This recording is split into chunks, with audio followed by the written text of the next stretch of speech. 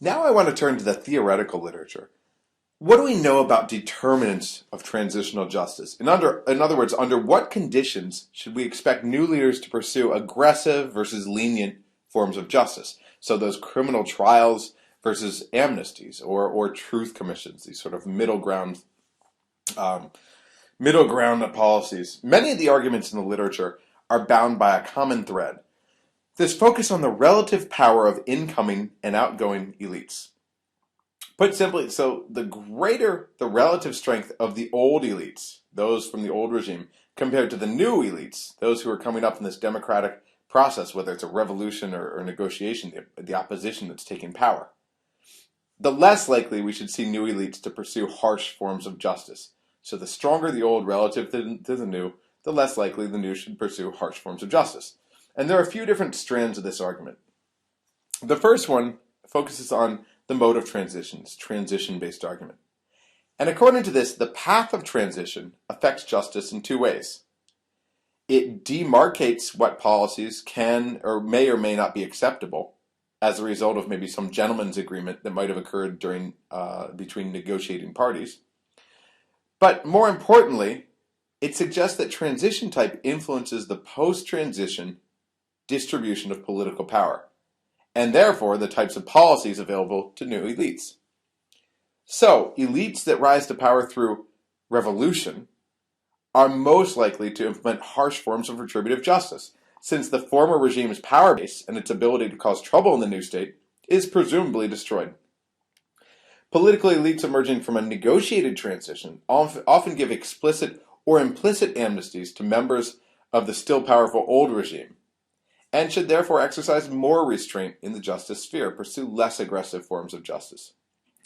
Then the least aggressive attempts to deal with the past should occur in states where old elites voluntarily hand the keys to the new rulers, what Huntington calls a transformation. So we've got these revolutions, or what Huntington calls replacements. We've got negotiated transitions, and then we have transformations. The transformations where the state passes power on to the other elites, to new elites. Now, state structure advocates, again, this is another strand of relative power. State structure advocates look at power beyond just the political elites. They also take into account those elites' associates in key power ministries who were complicit, or which were complicit in prior abuses. So those ministries like the military in the South American context, the police and secret services in the Eastern European context. These groups serve as a constraint base on new elites because they have both motives to oppose justice and capabilities to oppose justice.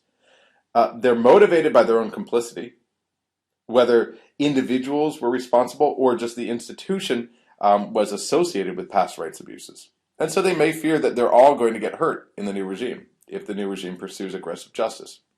And then, of course, they're capable of opposing justice because they're relatively cohesive. Right? If you look at the military, the police, secret services, all of them tend to function as cohesive organizations, and they're also armed, meaning that if they want to, they can disrupt the transition. And so this is another explanation for why justice occurs or doesn't occur, the strength of these old elites and old elite associates in state structures. And finally, a different take on justice. Well, it's a much broader understanding of justice. The broadest definition of power is the public support model. And this involves society at large. And according to this argument, new elites shy away from aggressive justice measures that could inflame public opinion and increase instability. And this is most common where significant sectors of the society were previously aligned with the old regime. The degree of public acceptance or public hostility for an accounting of the past can also depend partly on the nature and timing of repression. If it was more recent repression and more aggressive, then people may be more interested in justice. Look at Egypt. You have a couple decades of rule by Hosni Mubarak, and lots of people were tortured, lots of political prisoners. But when the new government comes to power in 2011, after this revolution of sorts, they want to pursue justice for only the most recent rights abuses. In other words, Mubarak firing on demonstrators in the 2011 revolution or demonstrations that occurred pushing him out of power. In Ukraine, the same thing in 2014, when you had demonstrators take power and push President Yanukovych out of power. They immediately called for justice in the winter-spring of 2014. They immediately called for justice for Yanukovych, not because of past rights abuses, which he was guilty of at least before 2004, but because of the shooting of demonstrators in the most recent weeks. So this is the public support argument. Now, a much different take of justice, which I propose in my book, and if you buy a copy, I'll give you your $2 back because that's how much I get every time someone buys a copy. It's very sad. I think it'll cost you $40, so don't buy one. Get it from the library. I focus on elite strategies, and I frame the transitional justice dilemma in this broader strategic framework, where new elites are seen not just as defenders of the new status quo, but also as political actors striving to maintain power through at least the next elections. So I start by looking at what new elites want and need to do, and these are what I call the ABCs of justice. Transitional justice can be a plus or a minus in the broader battle for political survival, which involves balancing inherited constraints with incentives for inaction or action, these relative power things, created by the everyday political environment as well. And this environment can include the mode of transition-based constraints, where old elites continue to share political office with new elites. They can incorporate these structure-based constraints, where old elites continue to dominate in the power ministries responsible for previous abuses. But I think the greatest constraint emerges in part from public support relative power arguments.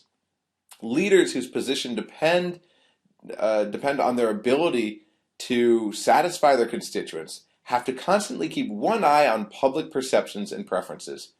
Okay?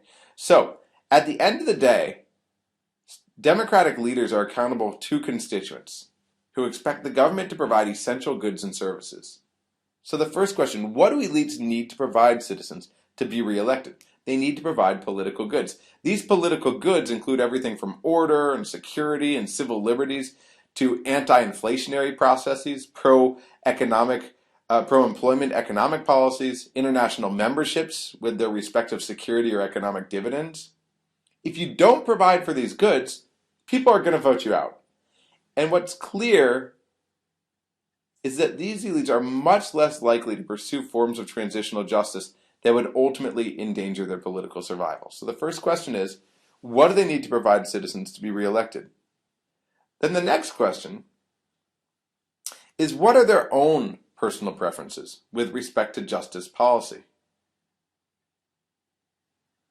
And I assume that they're going to favor aggressive justice policies, because that's the rule of thumb, especially because many of these elites who just take power were the ones who were repressed under the former regime. They personally experienced it. And the last is, how might these preferred justice policies be construed by constituents as affecting the delivery of those political goods discussed at the top. So from a strategic perspective, political leaders have to be sure that transitional justice policies are perceived by their constituents to further, or at a minimum, if their constituents don't support transitional justice, at a minimum, that these policies don't interfere with the provision of those goods that they can influence. So where voters see justice as an impediment to the delivery of these goods, whether they cost too much, there's too much time spent talking about them, and not the bread and butter things that matter.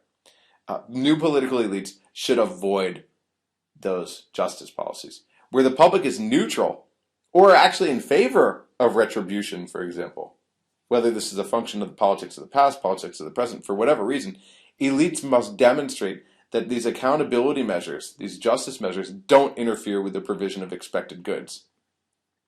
But where the public is staunchly opposed to aggressive forms of transitional justice, like criminal accountability, then actors will only pursue these policies if they can explicitly link them to their ability to provide better and otherwise unavailable goods. In other words, pay your constituents off. So if your constituents are opposed to justice, then say, but hey, by providing this justice that you oppose, we can actually give you more political goods. We can actually provide for more rule of law. Or we can provide for, and that's linked to transitional justice. Or we can provide for better economic policies because we're getting rid of not just the human rights abusers of yesterday, but they also happen to be the same people who are in the mafia today, right? And who are siphoning off money from the state. So somehow give them more. And this will make more sense as I walk through. So transitional justice policies are more likely where they're perceived by their constituents to further, or at a minimum not interfere with the provision of political goods, and political attitudes affect justice decisions by increasing or decreasing the goods necessary to maintain public support or acquiescence.